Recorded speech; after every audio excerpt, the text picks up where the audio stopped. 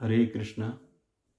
अभी एक दो दिन में रामनवमी आने वाला है। तो रामनवमी के अवसर पर भगवान श्री राम का कुछ गुणगान करने का प्रयास करते हैं अभी। और ख़ासकर अभी कुछ समय पहले भगवान श्री राम के बारे में एक विवाद उठ गया था समाज में कि भगवान श्री राम मांसाहार करते थे। तो और वाल्मीकि रामायण के कुछ श्लोकों का वो लोग रेफरेंस दे रहे थे कि यहाँ तो लिखा हुआ है, मांस शब्द यूज़ किया है, मेद्यम शब्द यूज़ किया गया है। तो वास्तव में किसी भी शब्द का मतलब जो होता है किसी भी भाषा में, आप संस्कृत में हो या इंग्लिश में हो, हिंदी में हो, एक शब्द के कई अर्थ होते हैं। कोई ज़रूरी नहीं कि एक शब्द का एक ही अर्थ हर जगह एप्लीकेबल हो। तो समय के हिसाब से, देश के हिसाब से, या क्या कहते हैं, व्यक्ति विशेष के हिसाब से उस शब्द का मीनिंग अलग हो सकता है। कोई ज़रूरी नहीं कि उसका एक ही मीनिंग हर व्यक्ति पर, हर समय, हर देश काल में एप्लीकेबल हो। तो ये सावधान रहना चाहिए। और आजकल क्या है कि कुछ हमारे शास्त्रों के ऊपर जो टीका टिप्पणियाँ की जाती हैं, उसमें कुछ वेस्टर्न स्कॉलर भी होते हैं, कम्युनिस्ट स्कॉलर्स भी होते हैं, और हमारे देश के भी बहुत सारे स्कॉलर्स हैं जो जिनके अंदर विद्वान होने का अभिमान होता है, और अपने ढंग से वो बिना समझे, बिना उस व्यक्तित्व जिस व्यक्तित्व के बारे में वो टीका टिप्पणी कर रहे हैं, उस व्यक्तित्व को बिना समझे, देश काल को बिना समझे, वो अपने हिसाब से ही वो उसका व्याख्या करते हैं। और ख़ासकर उनका एक मोटिव रहता है, उनका एक प्रोपेगेंडा रहता है, ये हमको समझना चाहिए। और उस मोटिव और उस प्रोपेगेंडा के तहत वो ऐसा दुष्प्रचार करते हैं। और हो सकता है कि मोटिव न भी हो, तो अज्ञानतावश ऐसा दुष्प्रचार करते हैं। तो दोनों केस में सावधान रहना चाहिए हमको। तो वास्तव में जिनका वैदिक सभ्यता के बारे में जिनको ज्ञान है, जो वैदिक सभ्यता के सिद्धांतों को जानते हैं, जो सृष्टि और सृष्टा के बारे में जानते हैं, वो अगर कहते हैं इन सब चीज़ों पर, वैदिक ग्रंथों के बारे में, जिनमें हमारे आराध्यों के नाम, रूप, गुण, लीला, चरित्रों का गुणगान किया गया है, तो जब वो उन सब के ऊपर कमेंट्री करते हैं और बिना उस चरित्र के, बिना उस व्यक्तित्व के ज्ञान के, तो वो एक तरह से वो दुष्प्रचार होता है। वो सही व्याख्या, सही अर्थ, सही ज्ञान नहीं होता उनका। अब आजकल मैंने सुना है कि IIT कानपुर से शायद वो लोग भागवत गीता, भागवतम और रामायण, महाभारत इत्यादि ग्रंथों पर वो अपना एक कोई शायद उनका वेबसाइट है, मैंने पढ़ा नहीं है, लेकिन मैंने कहीं कहीं डिस्कशन में सुना और देखा है कहीं कहीं उनका ग्लिम्पसेस। तो उसके हिसाब से वो कहते हैं, उन्होंने कुछ अनुवाद कर रखा है। तो लेकिन और दूसरी बात ये है कि आजकल के सभ्यता के, आधुनिक सभ्यता में एक ये है कि वो लोग, उनको सृष्टि सृष्टा का ज्ञान नहीं है, और वो अनुमान करने का प्रयास करते हैं कि ऐसे सृष्टि शुरू हुआ होगा, ऐसे हुआ होगा। भगवान उनके लिए जस्ट, अगर कोई भगवान को मानता भी है उनमें ना, तो जस्ट एक आस्था है, एक विश्वास है, इस तरह से वो लोग मानते हैं। भगवान ही इस सृष्टि के उद्गम है, इस सृष्टि के मूल रचयिता, पालनकर्ता, नियंता, नियामक वही हैं। वो ये इस बात को, व्यक्तित्व को, भगवत व्यक्तित्व को नहीं स्वीकारते एक्चुअली। अधिकांश द सो कॉल्ड विद्वान जो लोग हैं, भगवत व्यक्तित्व को वो लोग नहीं स्वीकारते। वो जैसे श्री राम को, श्री कृष्ण को हमारे जैसे एक मानव मानते हैं, महामानव मानते हैं। तो अपने, कि उनके कर्मों के कारण लोग उनको भगवान मानने लगे। भगवान ने सृष्टि बनाया है, सृष्टि ने भगवान को नहीं बनाया है, ये ध्यान रखना चाहिए। भगवान ने हमको बनाया, हमने भगवान को नहीं बनाया है। लेकिन ये उनका थॉट नहीं है, भगवान के व्यक्तित्व को वो स्वीकार नहीं कर पाते। वो उनका बहुत बड़ा प्रॉब्लम है। वो हम जब भगवान ने जैसे भागवत गीता में कहा है ना, अवजानन्ति माम मूढ़ा मानुजिम तनुमाश्रितम परम भावम अजानंतो मम भूत महेश्वरम। तो वो मुझे मानवों की तरह, जो मानव समाज में मैं मानवों की तरह लीला करता हूँ, तो वो मुझे मानव ही समझ लेते हैं और मेरा निरादर अपमान करते हैं मूढ़ लोग। और ख़ासकर भगवान श्री रामचंद्र के संबंध में ऐसा वो लोग कई बार भ्रम पाल लेते हैं कि भगवान श्री राम जो हैं वो मर्यादा पुरुषोत्तम है, वही श्री कृष्ण है। श्री कृष्ण और श्री राम एक ही व्यक्ति हैं, दो व्यक्ति नहीं है। एक ही श्री कृष्ण और श्री राम एक ही हैं, अभिन्न है, एक ही व्यक्ति हैं।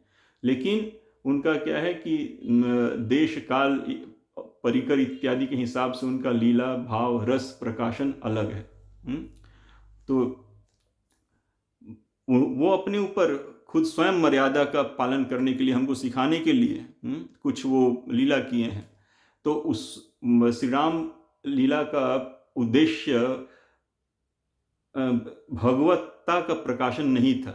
ये हमको समझना चाहिए कि श्री रामचंद्र के रूप में भगवान अपने पूर्ण भगवत्ता को दिखाने के मकसद से नहीं आए थे वो। और उन्होंने उतना खुलकर कहा भी नहीं है स्वयं अपने श्रीमुख से कि हाँ मैं ही भगवान। इसे श्री कृष्ण रूप में, अपने मूल श्री कृष्ण रूप में उन्होंने तो बार बार भी कहा और विश्वरूप करके दिखा भी दिया सबको। लेकिन श्री राम रूप में चूंकि वो मर्यादा पुरुषोत्तम के रोल में थे, ये हमको समझना चाहिए। तो उस अपने मर्यादा को पालन करने के लिए हमसे मतलब वो हमारे बीच ऐसा लीला किए। लेकिन देखिए अभी जब रामानंद सागर का जब रामलीला आता था, हम लोग जब छोटे थे उस समय, शायद 80s या अर्ली 90s का बात होगा वो, तो जब रामायण आता था तो उस समय पूरा सप्ताह में शायद एक दिन आता था, रविवार को सुबह 9 बजे आता था शायद। तो उस समय भगवान की उन्हीं लीलाओं को देखने सुनने के लिए सब लोग, कहीं भी इलाके में कहीं अगर कोई टीवी है तो उस टीवी के चारों तरफ क्या हिंदू क्या मुस्लिम, मतलब पूरा भीड़ जमा करके लोग इकट्ठा हो जाते थे और पूरा सारा रास्ता और सुनसान रहता था। और इंडिया को तो छोड़िए, पाकिस्तान में लोग रामायण देखा करते थे, खूब देखा करते थे। और अभी जब क्या कहते हैं कि अभी रिसेंटली जब कोरोना आया था तो उस समय, कोरोना के समय भी रामायण का दोबारा टेलीकास्ट किया गया तो उस समय उसका TRP वगैरह बहुत ज़्यादा आ गया था। तो मतलब राम हृदय में बसते हैं, अपने उन्हीं लीलाओं के चलते जनता उनसे कनेक्टेड है। जब राम रोते हैं रामलीला में लक्ष्मण को बाण लगने के साथ, तो जितने देखने वाले हैं उन सबके आंख में आंसू आ जाता है, सब रोने लगते हैं उनके साथ साथ। लेकिन भगवान है वो, उनके लिए रोना गाना कुछ मतलब नहीं रखता है। लेकिन सबको कनेक्ट करने के लिए भगवान ऐसा लीला करते हैं कि हम उसके साथ कनेक्ट हो जाएं एक्चुअली। नहीं तो भगवान भगवत्ता में ही रहें अपने, तो कनेक्ट कैसे होंगे। बड़ा हुआ तो क्या हुआ, जैसे पेड़ खजूर, पथिक को छाया नहीं फल लगे अति दूर। तो बड़प्पन कई बार होता है, कनेक्ट होने में बाधक होता है। तो भगवान हमारे बीच रहकर वैसा कुछ करते हैं ताकि हम उनसे भावनात्मक रूप से पूरी तरह कनेक्ट हो जाएं और जिससे हमारा उद्धार हो जाता है। तो भगवान का मकसद हमारा उद्धार करना होता है। तो कई बार भगवान अपना भगवत्ता दिखाकर हमको आकर्षित करते हैं, कई बार हमारे जैसे मानुजिम तनुमाश्रितम, हमारे बीच हमारे जैसा मतलब बात व्यवहार करके हमको अपनी तरफ आकर्षित करते हैं। लेकिन भगवान भगवत्ता दिखाएं या न दिखाएं, भगवान हमेशा आकर्षक है हमारे लिए। तो इस बात को हमको समझना चाहिए। तो भगवान श्री राम मर्यादा पुरुषोत्तम में कई बार लोगों को उनको भगवान के रूप में मानने में कठिनाई होता है, लेकिन ये हमारी भ्रांति है। जब हम वाल्मीकि रामायण पढ़ें, चाहे तुलसी रामायण पढ़ें या श्रीमद् भागवतम पढ़ें, यहाँ श्रीमद् भागवतम में भी 9वें स्कंद में भगवान श्री राम की लीलाओं के बारे में संक्षेप में वर्णन किया गया है। तो भगवान श्री राम से बिल्कुल हृदय कनेक्ट हो जाता है, कोई मतलब उनके प्रति मन जो है हृदय समर्पित हो जाता है पूरी तरह। लेकिन वो देखना चाहिए, उस ढंग से देखना चाहिए। हमारे आराध्य हैं, हमारे पिता हैं, वो मूल पिता हैं हमारे।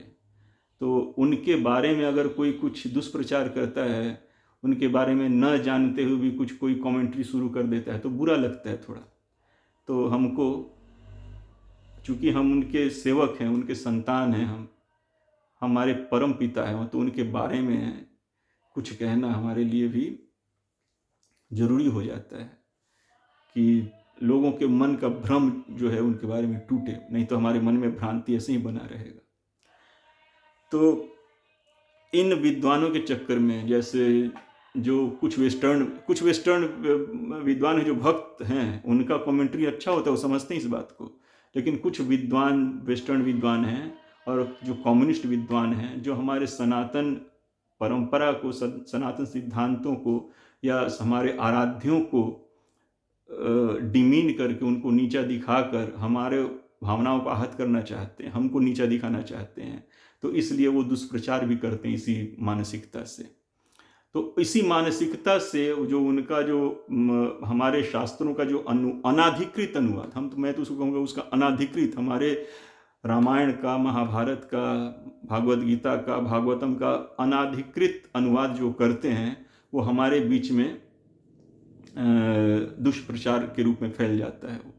और इसमें काफ़ी हद तक हम लोग भी जिम्मेदार हैं, क्योंकि हम अपने मूल शास्त्रों को, रामायण हुआ, महाभारत हुआ या भागवत गीता, भागवतम, इन सब को प्रामाणिक स्रोत से सुनने समझने का हम कभी प्रयास नहीं करते।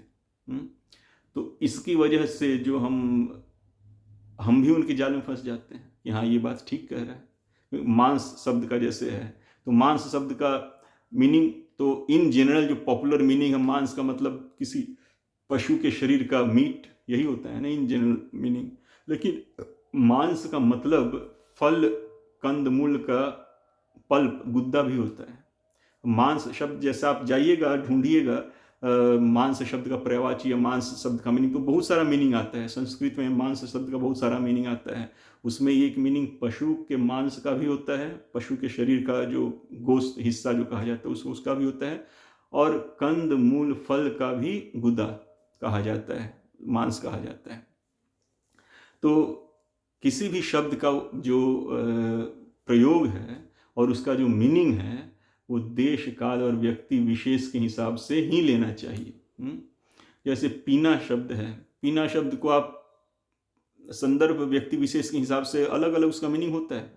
जैसे हम लोग किसी से कहते हैं कि खा पी लिए, हो गया भोजन पानी आपका, खा पी लिए, तो इसका मतलब ये होता है कि अपना लंच डिनर जो भी कर लिया, जो भी खाने योग्य था और जो भी पीने योग्य था, पोषक तत्व खा पी लिया, ये हमारा कहने का मतलब होता है। लेकिन किसी शराबी के संदर्भ में अगर कहा जाए कि अरे वो तो पी कर आया है, तो इसका मतलब ये हुआ कि वो मदिरा का पान करके आया है, नशीले पदार्थ का सेवन करके आया है। उसके संबंध में कोई पानी पीने का और उसको जूस पीने का मतलब उसके संदर्भ में नहीं लगेगा। वो अगर उसको कोई कहता है कि पी कर आया है, तो इसका मतलब वो नशीला पदार्थ का सेवन करके आया है। लेकिन एक आम व्यक्ति के लिए, हमारे आपके लिए जैसे कहा जाएगा खा पी लिए ना प्रभु जी, तो हाँ हमारा मतलब कि हाँ भोजन पानी हो गया ना, अपने लंच डिनर आपने कर लिया ना। तो वैसे ही अब भागवत में भी कहा गया पिबंती रसमालयम, भागवत के लिए, कि भागवत यानी कृष्ण कथा को कानों से पीने के लिए कहा गया है। तो पीना शब्द का अलग अलग मीनिंग होता है, व्यक्ति विशेष, संदर्भ विशेष के हिसाब से वो बदलता है। तो आप एक ही मीनिंग सबके ऊपर फिट नहीं कर सकते, एक शब्द का एक ही मीनिंग सबके ऊपर नहीं लगा सकते हैं, वो फिर न्याय नहीं हो पाएगा, वो दुष्प्रचार हो जाएगा। तो देखते हैं श्रीमद् वाल्मीकि रामायण में कुछ श्लोकों का जो वो लोग गलत व्याख्या करते हैं, वो क्या कहते हैं और उसका सही व्याख्या क्या है। जो कि राम परम supreme personality of God head, भगवान श्री राम के व्यक्तित्व चरित्र को जो लोग जानते हैं, वो उनके बारे में, उन श्लोकों के बारे में क्या व्याख्या कहते हैं, और जो लोग नहीं जानते हैं उसके बारे में क्या व्याख्या कहते हैं, ये हम समझने का प्रयास करेंगे। वाल्मीकि रामायण में क्या लिखा है, मुख्यतः वाल्मीकि रामायण में, और थोड़ा सा लास्ट में हम लोग श्रीमद् भागवतम से भी थोड़ा सा देखेंगे उनके श्लोक के बारे में। तो अभी श्लोक के बारे में चर्चा करते हैं।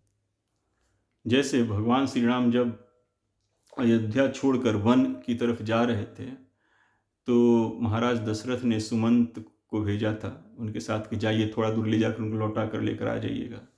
तब अब जब आर्य सुमंत जब भगवान से प्रार्थना की श्री राम से, तो जब श्री राम ने नहीं माना, तो फिर वो एक नदी जो आता था, शायद सरयुग नदी ही, उसके तट पे जब वो गए, और उसके बाद आर्य सुमंत को उन्होंने उनके प्रजा भी उनके साथ चली आई थी, तो उनको जब सोए हुए थे उसी अवस्था में उन्होंने कहा कि अब हम चलते हैं, और आर्य सुमंत को लेकर नदी के तट तक आए। फिर आर्य सुमंत वहीं नदी के किनारे रुक गए, और फिर भगवान लक्ष्मण और सीता जी के साथ नौका से पार करके चले गए, और फिर वहीं से नौका से पार करके उतर कर गए। तो फिर चलते गए, तो जब तक आंखों से ओझल नहीं हो गए तब तक आर्य सुमंत उनको अपने अश्रुभरे नेत्रों से देखते रहे। तो उसके बाद देखिए क्या लिखा हुआ है। जब वन के मार्ग में बहुत दूर निकल जाने के कारण वे दृष्टि से ओझल हो गए। तब तपस्वी सुमंत के हृदय में बड़ी व्यथा हुई, वे नेत्रों से आंसू बहाने लगे। उसके बाद श्लोक है, जब तौ तत्र हत्वा चतुरो महामृगान वराह मृष्यम पृष्ठतम महारुरुम आदाय मेध्यम त्वरितम बुभुक्षित वासाय काले ययतुर्वनस्पतिम। तो इसका जो सही व्याख्या है जो लिखा गया वो है, वहाँ उन दोनों भाइयों ने मृगया विनोद के लिए वराह, ऋष्य, पृषत और महारुरु इन 4 महामृगों पर बाणों का प्रहार किया।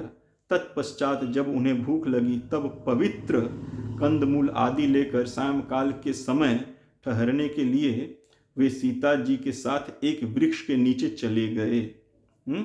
ये लिखा हुआ है, ये सही व्याख्या है। और इसके पहले वाले श्लोक में क्या लिखा हुआ है भगवान श्री राम के बारे में देखिए, स लोकपाल प्रतिम प्रभावस्तित्वाम महात्मा वरदो महानदीम ततः समृद्धा शुभ सस्य मालिनः क्रमेण वत्सान मुदितानुपामगतम। लोकपालों के समान प्रभावशाली वरदायक महात्मा श्रीराम महानदी गंगा को पार करके क्रमशः समृद्धशाली वत्स देश प्रयाग में जा पहुंचे, जो सुंदर धन धान्य से संपन्न था। वहाँ के लोग बड़े हृष्ट पुष्ट थे। तो देखिए यहाँ जिस अभिश्लोक को हमने पढ़ा कि जहाँ पे लिखा हुआ है कि आदाय मेध्यम त्वरितम बुभुक्षितौ, तो और इसके ठीक पहले वाले श्लोक में भगवान के लिए क्या शब्द यूज किया गया है, महात्मा शब्द पर ध्यान दीजिएगा। संस्कृत श्लोक जो मैंने पढ़ा भी, वो स्थित्वाम महात्मा वरदो महानदी, तो गंगा नदी को पार करके जब वो गए तो वहाँ पे, और उसके बाद जाकर उन्होंने वन में क्रीड़ा किया, मतलब जो क्षत्रिय का धर्म होता है, उन्होंने शिकार वगैरह करते हैं वो लोग, तो अपने अभ्यास को जारी रखने के लिए, तो उसको मृगया इत्यादि जो थी, जो 4 पशुओं का नाम लिया गया है, वराह, ऋष्य, पृषत और महारुरु, इन 4 महामृगों पर बाणों का प्रहार किया। तो वो उनका क्षत्रियों का ये रूटीन काम होता है, वो मतलब वन में जाते हैं, वहाँ शिकार करते हैं ताकि वो अभ्यास जारी रहे उनका युद्ध कौशल, क्योंकि उनका मेन काम, one of the most important जो काम होता है क्षत्रियों का, कि युद्ध में अधर्मियों का नाश करना। तो ये इसके लिए उनको अभ्यास रेगुलर बेसिस पे करना पड़ता है, उस अभ्यास को छोड़ नहीं सकते। लेकिन उसके बाद क्या लिखा है, आदाय मेध्यम त्वरितम बुभुक्षितौ, वहाँ उन दोनों भाइयों ने मृगया विनोद के लिए वराह, ऋष्य, पृषत और महारुरु इन 4 महामृगों पर बाणों का प्रहार किया। तत्पश्चात जब उन्हें भूख लगी तब पवित्र कंद मूल आदि लेकर सायंकाल के समय ठहरने के लिए वे सीता जी के साथ एक वृक्ष के नीचे चले गए। तो ये जो यहाँ पे, अब ये ध्यान रखिए कि इसके ठीक पहले वाले शब्द में महात्मा, भगवान श्री राम के लिए महात्मा शब्द यूज किया गया है। तो अब यहाँ पे होता क्या है कि मेध्यम शब्द को, ये जो हमारे सो कॉल्ड विद्वान हैं, वो मेध्यम शब्द का जो मीनिंग है विकृत कर देते हैं। वो मेध्यम शब्द का मतलब क्या निकालते हैं कि उन्होंने पशुओं पर प्रहार करके पशुओं को मारा, और पशुओं को मारकर फिर उनसे, उनके शरीर से उनका मांस निकाला, और मांस निकाल कर वो चले आए। लेकिन ये सही मीनिंग नहीं है। मेध्यम का मतलब वो मांस भी होता है, पशु के शरीर का अंश जो होता है मांस भी होता है, प्लस मेध्यम का मतलब गुदा भी होता है, कंद फल मूल भी होता है। ये संस्कृत शब्द में इसका दोनों मीनिंग होता है। तो जाहिर बात है कि जब वो लोग लीला के आवेश में जब वो लोग शिकार इत्यादि आखेट किए, उसके बाद थक गए तो उनको भोजन चाहिए, तो भोजन के लिए कंदमूल इत्यादि लेकर वो फिर माता सीता के साथ किसी वृक्ष के नीचे चले गए, वहाँ पर विश्राम करेंगे और वो कंदमूल फल जो भी है खाएंगे। तो यहाँ पे वो मेध्यम शब्द का जो मीनिंग निकालते हैं वो लोग सिर्फ एक ही मीनिंग जानते हैं कि मेध्यम का मतलब मांस, और मांस कह देंगे तो इनका जो है पशु मांस, पशु के शरीर का अंश, वो तो इससे क्या होगा, इन लोगों का बदनामी हो जाएगा, दुष्प्रचार। तो हमारा दुष्प्रचार करने के लिए वो इसका एक मीनिंग निकालते हैं। लेकिन उसका एक मीनिंग नहीं है। मेध्यम शब्द का मतलब जैसा कि इसमें लिखा गया है, जब उन्हें भूख लगी तब पवित्र कंद मूल आदि लेकर सायंकाल के समय ठहरने के लिए वे सीता जी के साथ एक वृक्ष के नीचे चले गए। तो पवित्र कंद मूल, तो मेध्यम का मतलब ये भी होता है, पवित्र कंदमूल भी होता है। जिनके किसी स्थिति में उसका मतलब पशु के शरीर का अंश मांस भी होता है। और ये, लेकिन यहाँ पे जो मीनिंग है इस प्रसंग में, उसका मीनिंग जो है पवित्र कंदमूल। दोनों, मेध्यम शब्द का दोनों मीनिंग होता है। तो जो इस स्थिति, जो व्यक्ति विशेष के लिए जो उचित है वही लीजिएगा ना, जो अनुचित है वो तो नहीं लीजिएगा। और क्योंकि और भी आपको ध्यान देना चाहिए कि ठीक इसके पहले वाले श्लोक में भगवान श्री राम को महात्मा वरदो महानदीम, महात्मा शब्द से सूचित किया गया है। तो क्या हमारे परंपरा में जिसको हम महात्मा कह रहे हैं, वाल्मीकि जिनको महात्मा कह रहे हैं, वो महात्मा क्या मांसाहार करेगा? और आप स्वीकार कीजिएगा इस बात को। आज अगर हम किसी साधु सन्यासी को देखते हैं कि वो मांसाहार करता है, मदिरापान करता है या स्त्री गमन करता है, तो हम उसको स्वीकार नहीं कर पाते हैं, हम त्याग देते हैं उसको। यहाँ पे जिसको महात्मा कहा जा रहा है और उसी को आप कह रहे हैं कि मांसाहार कर रहा है, ये गलत है।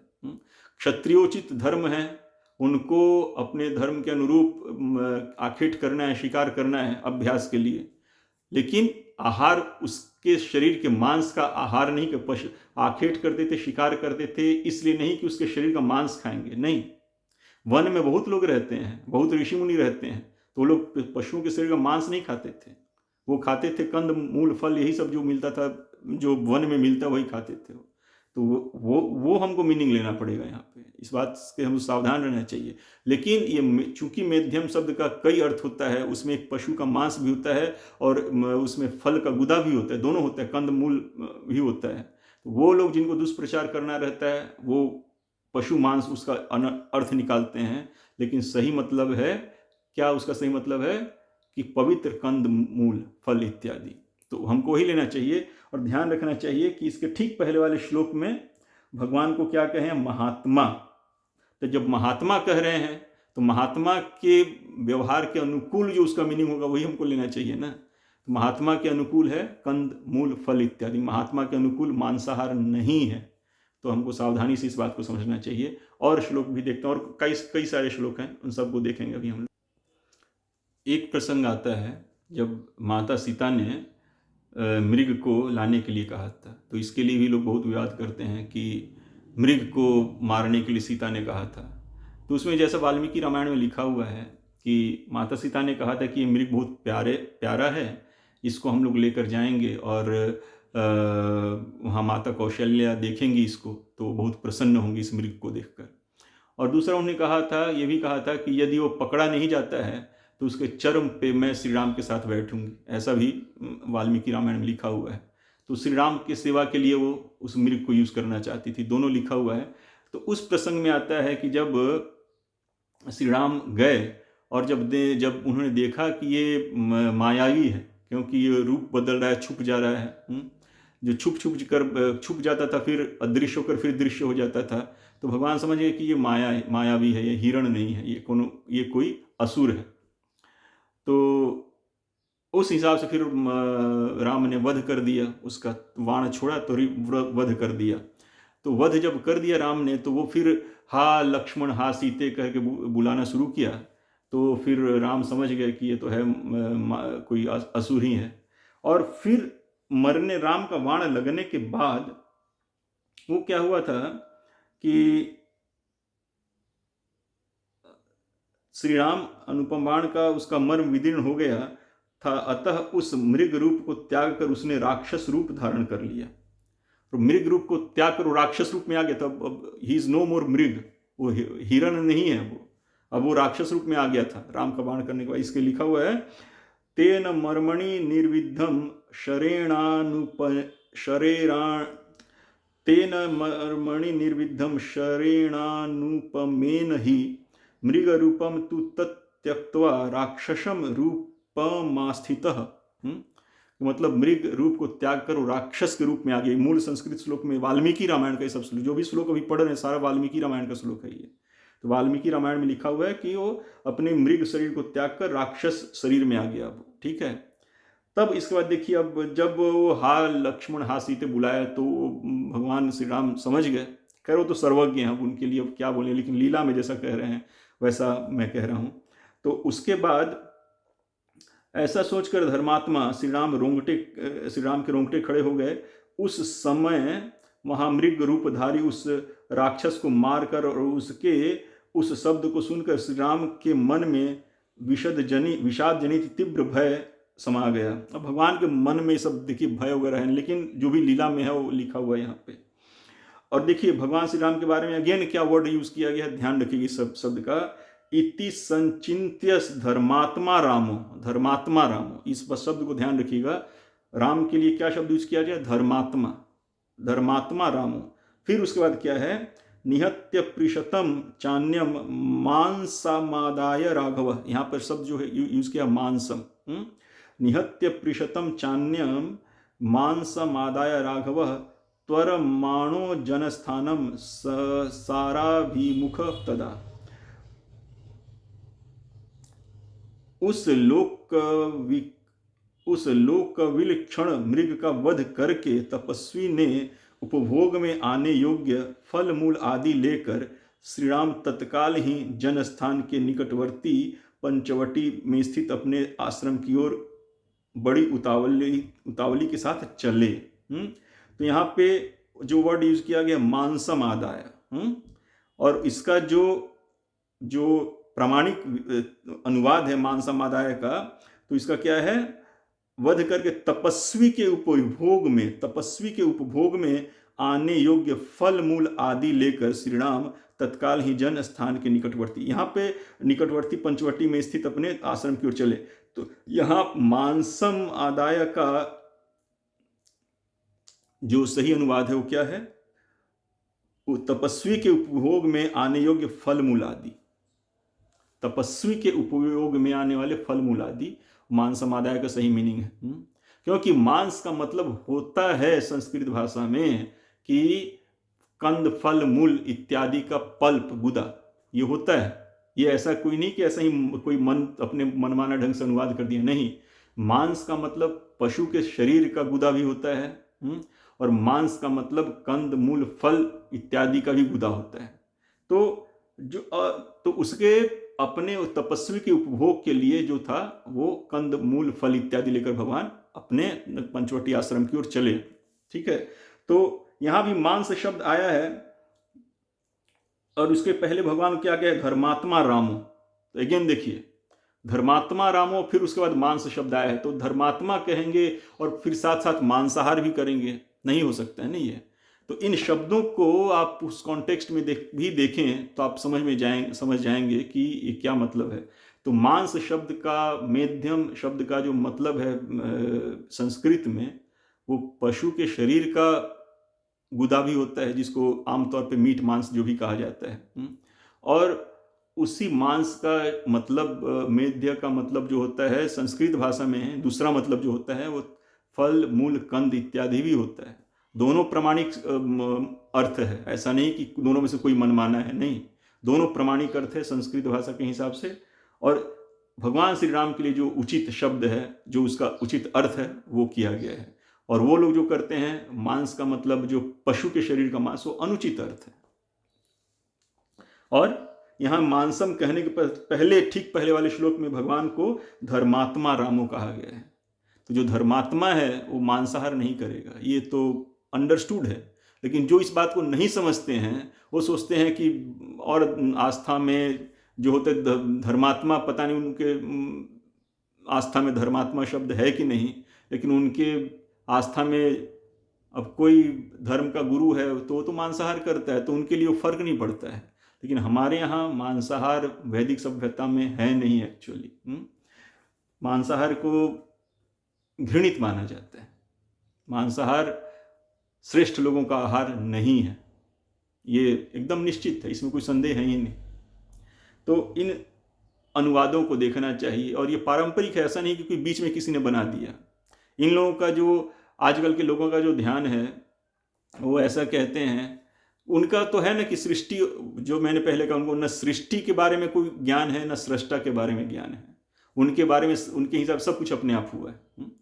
तो जिनके हृदय में, चेतना में सृष्टि सृष्टा के बारे में ज्ञान नहीं, वो क्या बता सकते? कुछ नहीं बता सकते।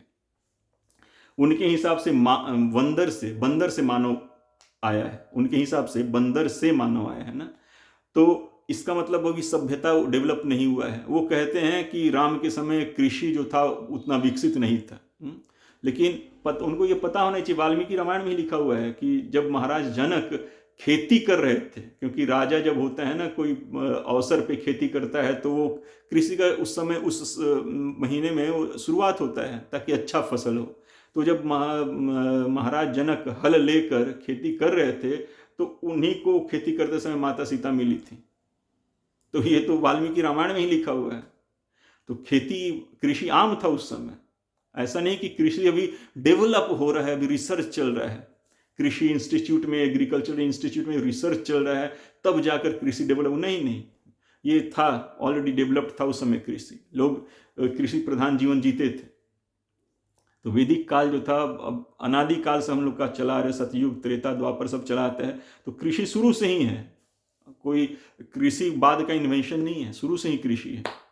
भगवान जब प्रलय होता है तो बोले थे क्या नाम है उनका, सत्यव्रत मनु महाराज को, कि तुम जितने भी बीज है सब अपने नाव पे रख लेना, फिर प्रलय के बाद फिर सारे बीज काम आएंगे। तो सत्यव्रत मनु महाराज ने भगवान की आज्ञा के सारा बीज रख लिया था। फिर प्रलय हुआ, फिर उसका फिर सतयुग आया, फिर वह सारा बीज काम आ गया दोबारा सबका सब। तो कृषि शुरू से ही है। और माता सीता जब महाराज जनक हल चला रहे थे खेत में कृषि के लिए, तब उस समय उनको मिली थी। तो ये कहना उनका कि कृषि नहीं था उस समय, ये इसलिए लोग मांसाहार इत्यादि करते थे, तो ये गलत बात है। तो कृषि डेवलप्ड था हमारे खाने के लिए, उस समय भी अन्न, फल इत्यादि सब कुछ प्रचुर मात्रा में था। तो आगे के श्लोक को देखते हैं। एक जगह आता है, ये वाल्मीकि रामायण में ही एक जगह आता है कि ताम तदा दर्शयित्वा तु मैथिलीम गिरि निम्नगाम न, ताम तदा दर्शयित्वा तु मैथिलीम गिरि निमग्नगाम निषसाद गिरि प्रस्थे सीताम मानसेन, यहाँ भी शब्द मानसेन छंदयन।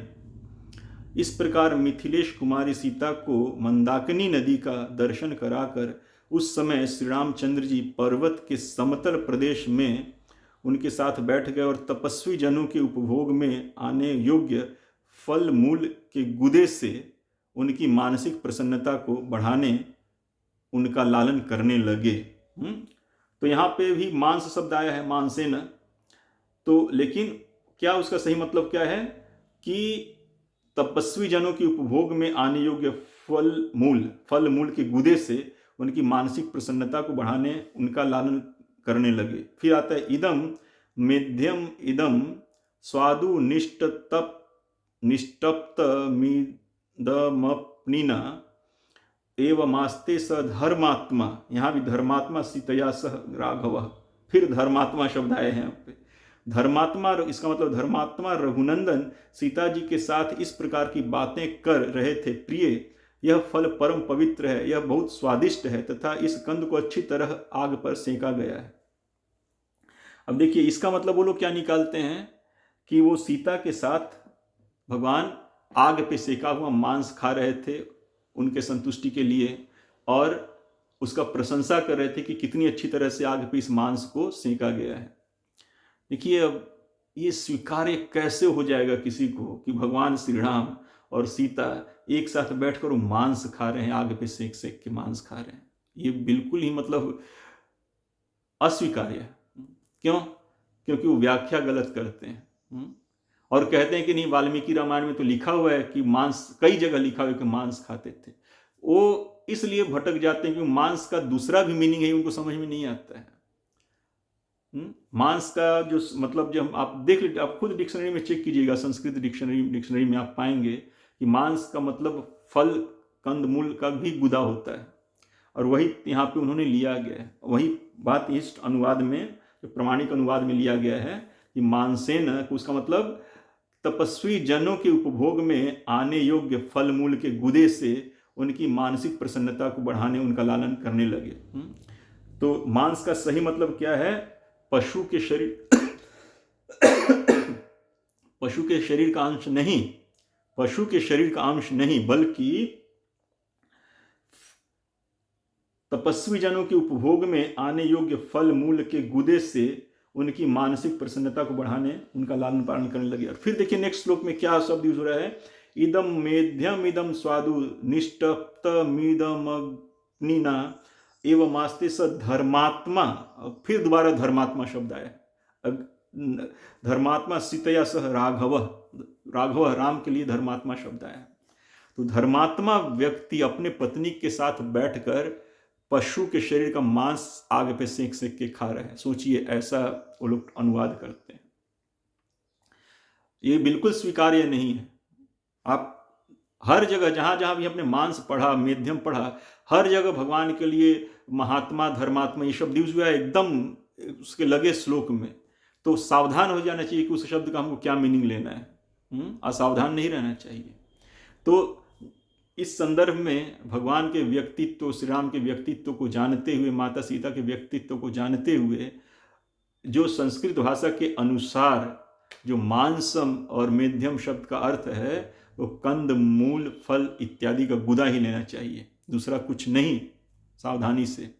और सेकने का जहाँ तक बात आया है, तो ये तो मेरा अपना व्यक्तिगत अनुभव है। और आप भी अब गांव में जाइएगा देखेंगे, जैसे आलू होता है, आलू मतलब जो नॉर्मल आलू हम लोग खाते हैं, या जो हम लोग क्या कहते हैं, जो मीठा आलू होता है ना, जिसका छिलका थोड़ा रेडिश टाइप का होता है, जिसको हम लोग अपनी भाषा में अलुआ कहते हैं, तो उसको हम लोग आग में सेक कर हम लोग खुद खाए हुए हैं। नॉर्मल आलू को और वो मीठे आलू को, दोनों को आग में सेक सेक कर खाते थे हम लोग। आग में सेकते थे और सेक कर उसका छिलका हटा देते थे, और फिर जो गुदा था वो हम लोग खाया करते थे उसको। आज भी गाँव में जाइएगा तो आज भी आपको देखने को मिलेगा ये। तो कंद मूल को आग में सेक कर खाना ये कोई अप्रचलित बात नहीं है, ये प्रचलित बात है एक्चुअली। तो मांस का मतलब यहाँ पे इस श्लोक में भी मांस का मतलब क्या है? तपस्वियों के उपयोग में आने योग्य क्या?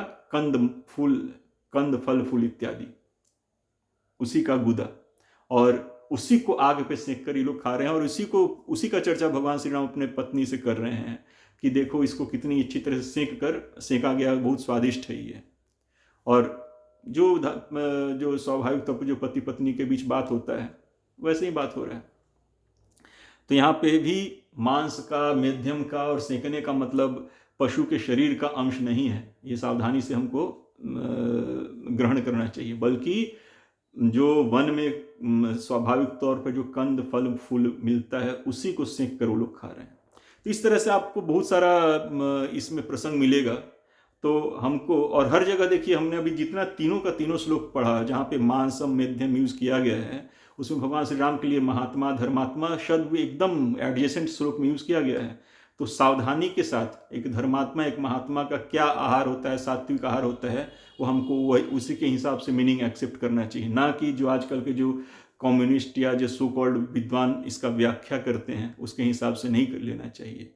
और ये प्रामाणिक शब्दार्थ है मांस शब्द का, वैदिक डिक्शनरी के हिसाब से, संस्कृत डिक्शनरी के हिसाब से है ये। ऐसा नहीं कि अपने मन से कोई बना दिया है सूट करने के लिए, नहीं। वैदिक डिक्शनरी के हिसाब से, संस्कृत के डिक्शनरी के हिसाब से ही मांस शब्द का मतलब फल, कंद, मूल का गुदा भी होता है, इसमें कोई संदेह नहीं है। और देखते हैं, जब भगवान श्री राम, जब उनको पता चल गया कि माता कैकेयी ने 14 वर्ष का वनवास और भाई भरत के लिए राज्य गद्दी मांगा है पिता से, और पिता उस शोक में डूबे हुए हैं, तो उन्होंने पिता के वचन का इंतज़ार भी नहीं किया, बल्कि वो समझ गए कि पिता तो ये अपने मुंह से बोल नहीं सकते मुझे, लेकिन अपने जो उन्होंने वचन दिया उसमें बंधे हुए हैं।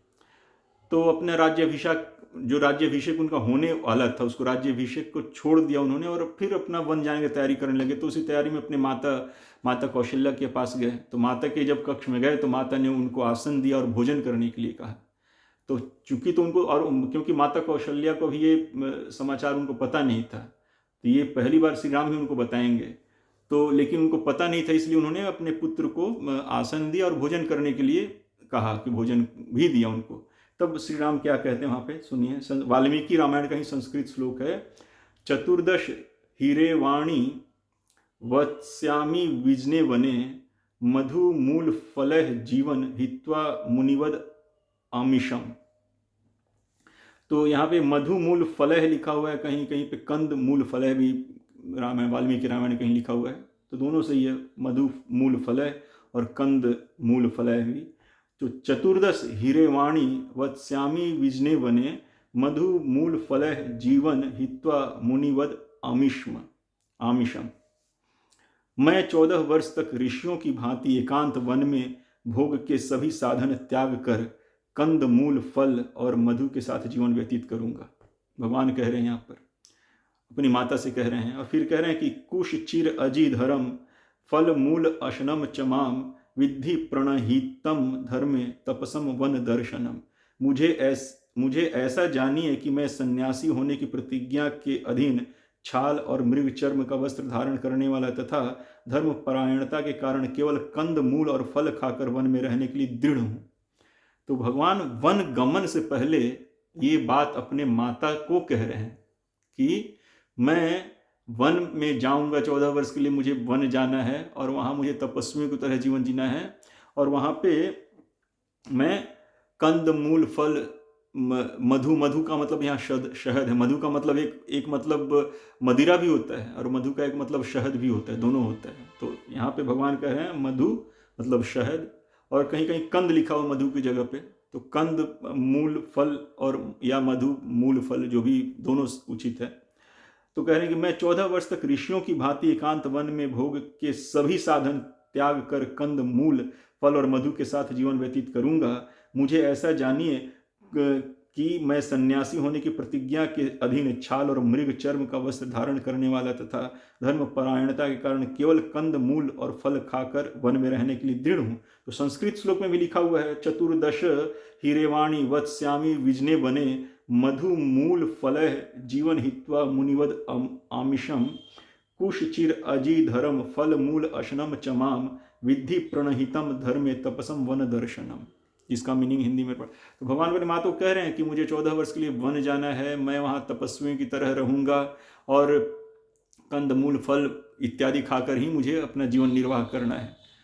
तो अब यहाँ पे वो लोग कई बार व्याख्या करते हैं, जो हमारे सो कॉल्ड स्कॉलर्स हैं, कम्युनिस्ट स्कॉलर्स कहिए चाहे जो सो कॉल्ड वेस्टर्न स्कॉलर्स और या उनसे प्रभावित जो लोग हैं, वो कहते हैं कि यहाँ पे श्री राम कह रहे हैं आमिषम। यहाँ पे आमिष शब्द का, आमिष आहार का मतलब होता है मांसाहार, एक जनरल जो एक्सेप्टेड आम तौर पे जो आमिष भोजन निरामिष भोजन आमिष भोजन निरामिष भोजन। तो आमिष का मतलब होता है मांसाहार, निरामिष का मतलब होता है शाकाहार। तो लेकिन एट द सेम टाइम आमिष का मतलब होता है एंजॉयमेंट की वस्तुएं भी। ये संस्कृत भाषा में ही है, संस्कृत भाषा में ही आमिष शब्द का मतलब मांसाहार भी होता है और आमिष शब्द का मतलब ऑब्जेक्ट ऑफ सेंस एंजॉयमेंट भी होता है, दोनों होता है।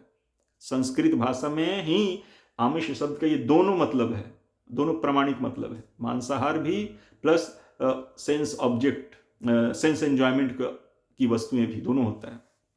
तो वहाँ पे ये क्या व्याख्या करते हैं हमारे कम्युनिस्ट लोग या हमारे पाश्चात्य विचारधारा के लोग कि भगवान श्री राम अभी तक जब घर में थे तब मांसाहार करते थे, आमिष शब्द का मतलब निकालते हैं कि मांसाहार करते थे, लेकिन अब जब वन में जाएंगे तो मांसाहार नहीं करे, कंदमूल फल इत्यादि ही खाएंगे। लेकिन उनको नहीं सब पता है कि आमिष शब्द का मतलब ऑब्जेक्ट ऑफ सेंस एंजॉयमेंट भी होता है, मतलब भोग विलास इत्यादि की वस्तुएं भी। तो भगवान जाहिर बात है कि जो राज परिवार में है, राज घराने में है और राजसी जगह पे रहता है, तो उसको आम सुख सुविधा जो उसके अनुरूप है वो मिलता होगा। तो लेकिन वो कह रहे हैं कि मुझे अब वन में जाऊंगा, मुझे उसका त्याग करना, मैं ये जो सेंस एंजॉयमेंट या एंजॉयमेंट्स का ऑब्जेक्ट है उसका मुझे त्याग करना है। तो आमिष का मतलब वहाँ मांसाहार का त्याग नहीं है, बल्कि आमिष का जो सही मतलब है, जैसे इस श्लोक में बताया गया है कि मैं 14 वर्ष तक ऋषियों की भांति एकांत वन में भोग की सभी साधन का त्याग कर, भोग की सभी साधन का त्याग कर, भोग के साधन का त्याग कर कंद मूल फल और मधु के साथ जीवन व्यतीत करूंगा। तो आमिष का मतलब भोग के वस्तुओं का त्याग करना, ना कि आमिष का मतलब मांसाहार का त्याग करना। मांसाहार तो करते ही नहीं थे वो। तो भोग की वस्तुओं का त्याग कर, और जो वन में जो इजीली अवेलेबल जो कंद मूल फल इत्यादि है, जिससे वन में ऋषि लोग अपना जीवन निर्वाह करते हैं, वही खाऊंगा, वही ग्रहण करूंगा। तो इस बात को समझना चाहिए कि इसको भी वो मिस इंटरप्रेट करते हैं कि यहाँ पे वो क्या है, वो इंटरप्रेट करने की कोशिश करते हैं कि महल में जब थे, जब राजसी ठाट बाट में थे तो मांसाहार करते थे, लेकिन अब वन में जाएंगे तो मांसाहार नहीं करेंगे, वहाँ कंदमूल फल खाएंगे, क्योंकि आमिष शब्द का वो ऐसा ही मीनिंग निकालते हैं। लेकिन आमिष मतलब आमिष शब्द का जो सही मीनिंग हो, मैंने आपको बताया कि आमिष का मतलब क्या है कि भोग के सभी साधनों का त्याग। और ये संस्कृत का प्रमाणिक शब्दार्थ है, कोई मन से बनाया हुआ नहीं है। कि ऑब्जेक्ट्स ऑफ सेंस एंजॉयमेंट, भोग विलास की वस्तुएं, आमिष में वो भी आता है, वो भी इसका एक मीनिंग है। तो भोग विलास की वस्तुओं का त्याग करेंगे और तपस्वियों की तरह कंदमूल फल इत्यादि खाकर जीवन जिएंगे। ये वन के लिए गमन करने से पहले भगवान ने ये बातें अपनी माता को बताई है। ये अपनी इरादा को उन्होंने बता दिया है प्रकट रूप से कि ऐसा मैं जीवन जीने जा रहा हूँ। तो उसके बाद भी अगर कोई मांस शब्द का ये मतलब निकालता है कि भगवान झूठ बोलेंगे, रघुकुल रीति सदा चली आई, प्राण जाए पर वचन न जाई। तो ऐसे तपस्वी लोग झूठ नहीं बोलते हैं कि यहाँ से माँ से तो कुछ कहकर चल दिए और जाके वहाँ सब भूल गए, वहाँ पर जो मांसाहार इत्यादि शुरू कर दिए। नहीं नहीं, तो माँ से कहा। और देखिए, और वो क्या, जब वन में जब ऋषियों जब वन में प्रवेश करते हैं भगवान, तब ऋषियों से वाल्मीकि रामायण, सारा श्लोक वाल्मीकि रामायण का है। वन में क्या कहते हैं, पितृनियुक्त भगवान प्रवेशम तपोवन, पितृनियुक्त भगवान प्रवेशमः तपोवनम धर्मम एव आचरिष्यामः तत्र मूल फल आशनः। हे पूज्य ऋषि, अपने पिता की आज्ञा से हम कंद मूल और फलों पर रहकर तपस्या करने के लिए एकांत वन में प्रवेश कर रहे हैं। तो ऋषियों से भी कह रहे हैं, वन में प्रवेश कर रहे हैं तो ऋषियों से भी कह रहे हैं, जो वन में प्रवेश किए, तो जिस ऋषि से भी दर्शन हुआ, भेंट हुआ, तो उससे कह रहे हैं कि हे ऋषि, मैं पिता की आज्ञा से वन में प्रवेश कर रहा हूँ तपस्या करने के लिए, और पिता की आज्ञा से हम कंद मूल और फलों पर रहकर तपस्या करेंगे। तो क्या खाएंगे, क्या आहार लेंगे, कंद मूल फल इत्यादि। ये माता से भी कहा, और वन प्रवेश करने से पहले भगवान श्री राम ने स्वयं माता से जो कहा था, वही बात ऋषियों से भी कहा कि हम लोग यहाँ तपस्वियों का जीवन जीने के लिए कंद मूल फल इत्यादि का ही आहार करेंगे। स्पष्ट कहा है भगवान श्री राम ने। आगे और देखते हैं। अच्छा, जब सुपर्णखा आती है वन में, जब श्री राम से भेंट होता है, तो भगवान श्री राम उसको क्या कहते हैं कि पुत्रो दशरथ स्थवाम भ्रात्रो राम लक्ष्मणो प्रविष्टो सीतया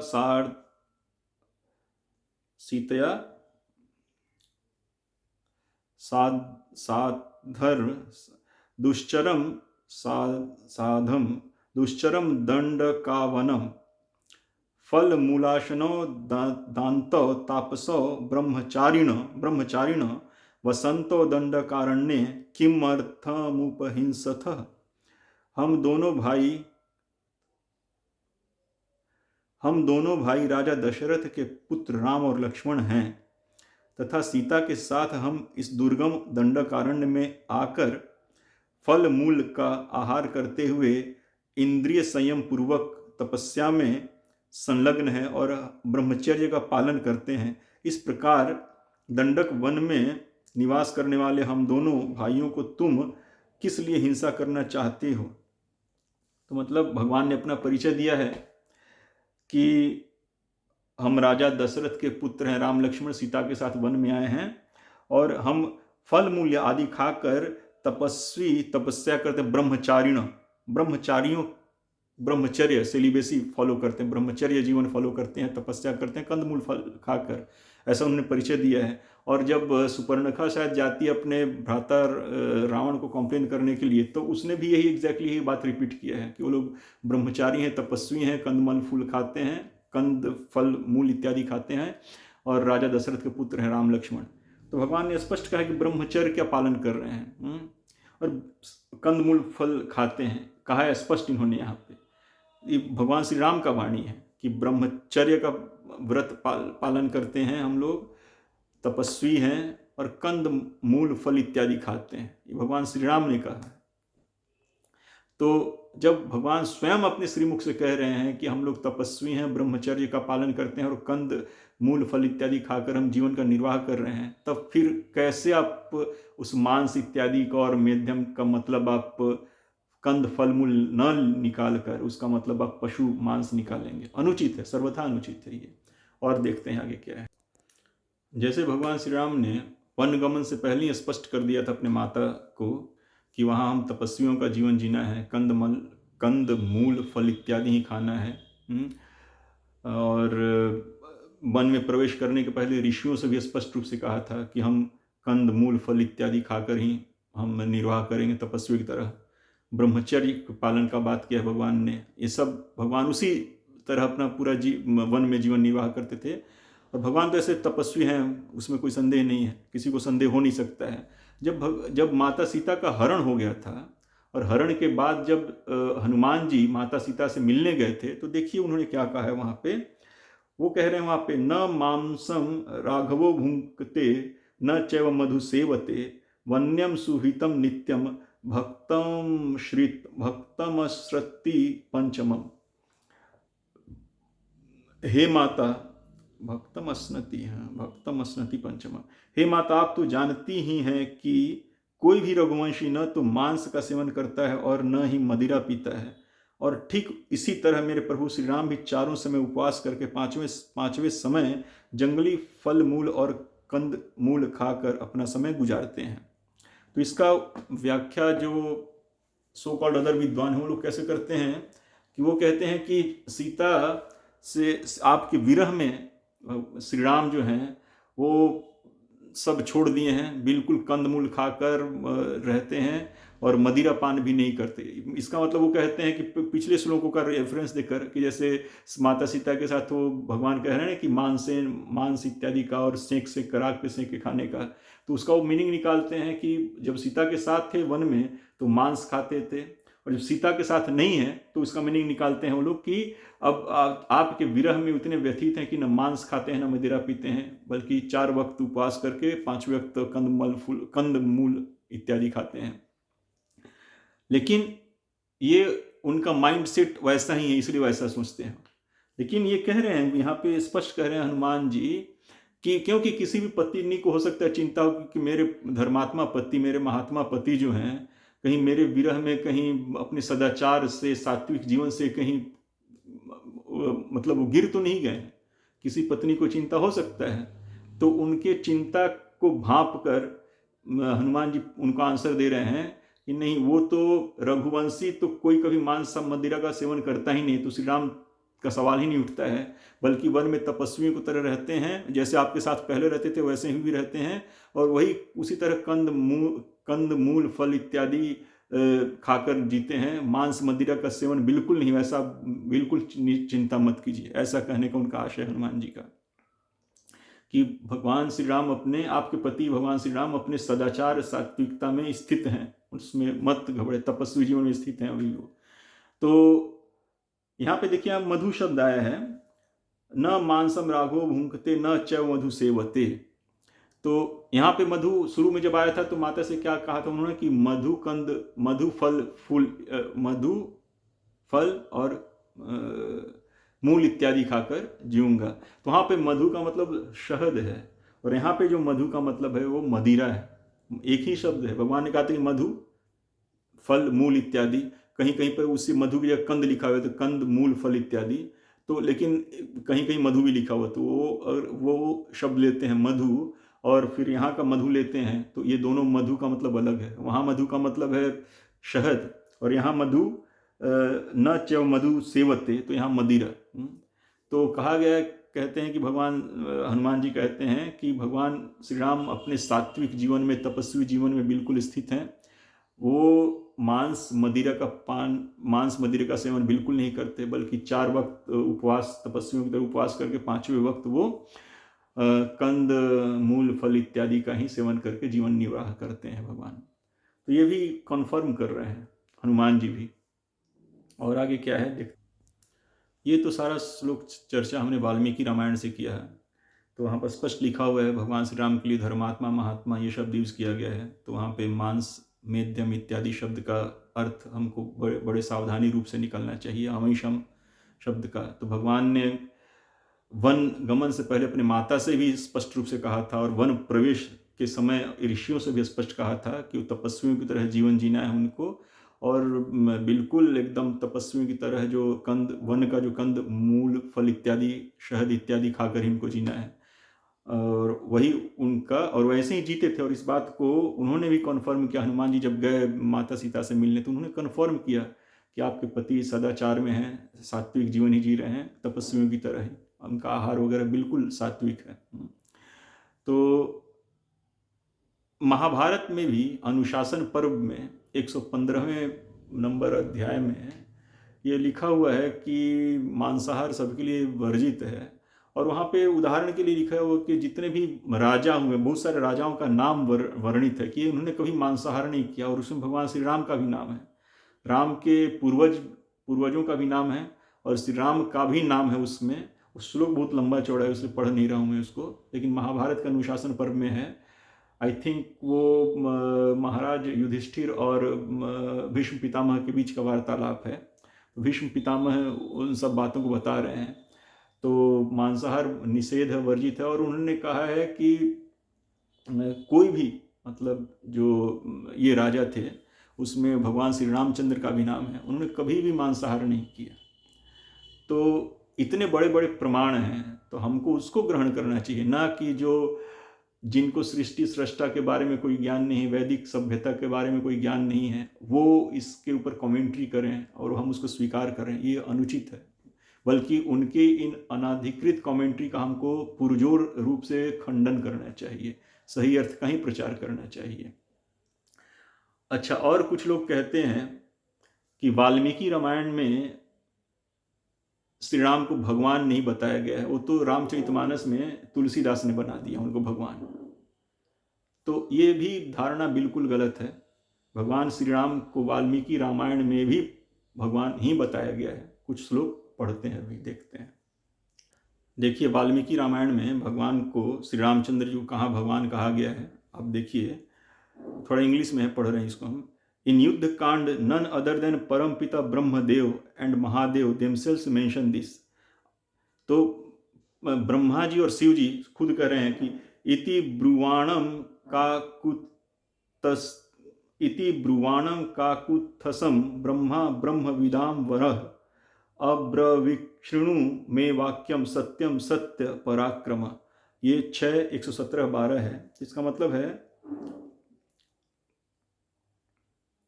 hearing the words of Ram, Brahma, the creator, the foremost among the knowers of Brahma and the absolute, spoke as follows, listen to my true word। तो वो भगवान श्री राम के प्रति बोल रहे हैं, क्यों क्या कह रहे हैं, भवन नारायणो देवः श्रीमांश्चक्रायुधः प्रभु एक श्रृंगो वराहस्त्वं भूत भव्य सपत्नजित्। You are the Lord Narayan himself, the glorious God who wields the discus. You are the divine boar with a single tusk, the conqueror of your past and future enemies। तो ब्रह्मा जी कह रहे हैं भगवान श्री राम से कि आप स्वयं नारायण हैं और चक्रधारी, आप स्वयं चक्रधारी नारायण हैं, और आप ही वो शुकर अवतार, जो बोर जो थे जिन्होंने पृथ्वी का उद्धार किया था, आप ही वो शुकर अवतार हैं, शुकर भी हैं, और आप अपने सारे शत्रुओं को जीतते हैं। तो ये ब्रह्मा जी ने रामायण में ही ये श्लोक संख्या 6:117-13 6:117-13 क्या कह रहे हैं कि भवन नारायणो देवः, मतलब you are the lord Narayan himself, आप स्वयं चक्रधारी नारायण हैं। श्री राम को कह रहे हैं, ब्रह्मा जी कह रहे हैं ये बात।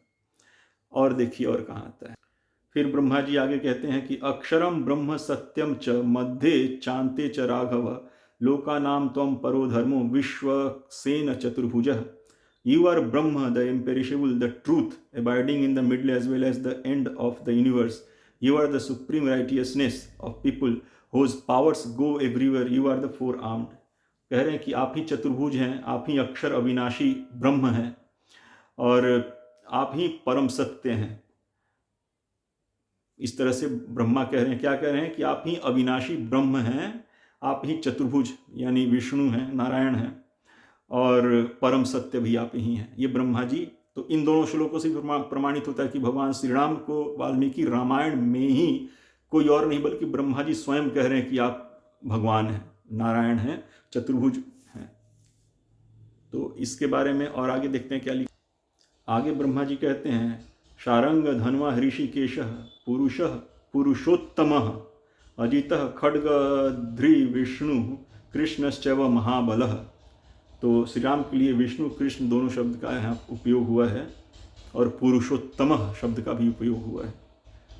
You are the wielder of a bow called Saranga, the lord of the senses, the supreme soul of the universe, the best of men, the invincible, the wielder of the sword named Nandaka, the all pervader Vishnu, मतलब all pervader, the bestower of happiness, मतलब कृष्ण आनंद देने वाले, to the earth and endowed with great might.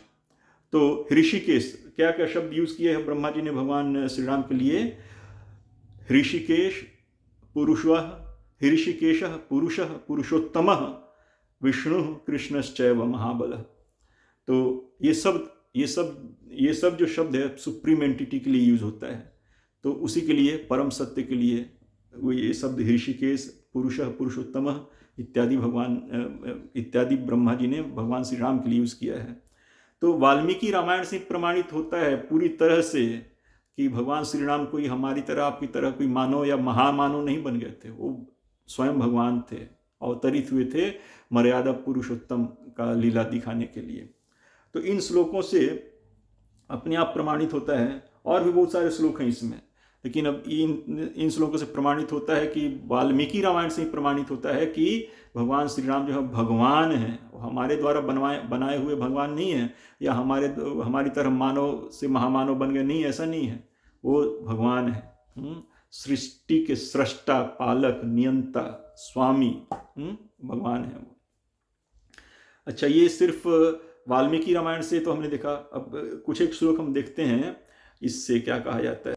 कुछ एक श्लोक हम देखते हैं श्रीमद् भागवतम में, क्योंकि श्रीमद् भागवतम के 9वें स्कंध में भी भगवान श्री राम के लीलाओं का वर्णन है संक्षेप में, क्योंकि भगवान श्री राम की लीलाओं का वर्णन रामायण इत्यादि में बहुत विस्तार से किया गया है। तो शुकदेव गोस्वामी ने अति संक्षेप में भगवान श्री राम की लीलाओं का वर्णन किया है 9वें स्कंध में। देखते हैं क्या कहते हैं यहाँ पे। तस्यापि भगवान, जब भगवान श्री राम का अवतार हुआ उस समय का बात है। तस्यापि भगवानेश साक्षाद ब्रह्ममयो हरिः। क्या? तस्यापि भगवानेश साक्षाद ब्रह्ममयो हरिः। ये तुलसीदास नहीं कर रहे हैं, आज से जो 500 साल पहले हुए थे तुलसी, वो नहीं कर रहे हैं। ये आज से जो 5000 साल पहले जो भागवतम संकलित हुआ था, शुकदेव गोस्वामी परम भगवत तत्ववेत्ता, वो कह रहे हैं इस बात को कि ये SB 910-2 श्लोक संख्या है। तस्यापि भगवानेश साक्षाद ब्रह्ममयो हरिः अंशांशेन चतुर्धागात् पुत्रत्वं पार्थित सुरः राम लक्ष्मण भरत शत्रुघ्न इति संज्ञया। Being prayed by the demigods, the supreme personality of Godhead, the absolute truth, Hari himself, directly appeared with his expansion and expansions of the expansion. Their holy names were Ram, Lakshman, Bharat and Shatrughan. These celebrated incarnations thus appeared in 4 forms as the sons of Maharaj Dasarath. तो भागवतम में भी स्पष्ट लिखा हुआ है कि साक्षात ब्रह्ममयो हरिः। तो भगवान श्री राम जो हैं भगवान हैं, यह स्पष्ट लिखा हुआ है कि जब देवताओं ने प्रार्थना किया तो supreme personality of God head भगवान ने अपने अंश और अंशों के अंश के रूप में अवतार लिया।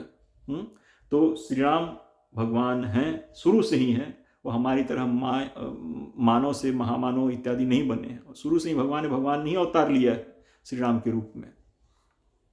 और क्या कहते हैं, जब समुद्र का भगवान ने मान दमन किया, तो समुद्र जब व्यक्ति के रूप में प्रकट हुए तो उन्होंने क्या कहा है, ये 14वें श्लोक में है, SB 9, 10, 14।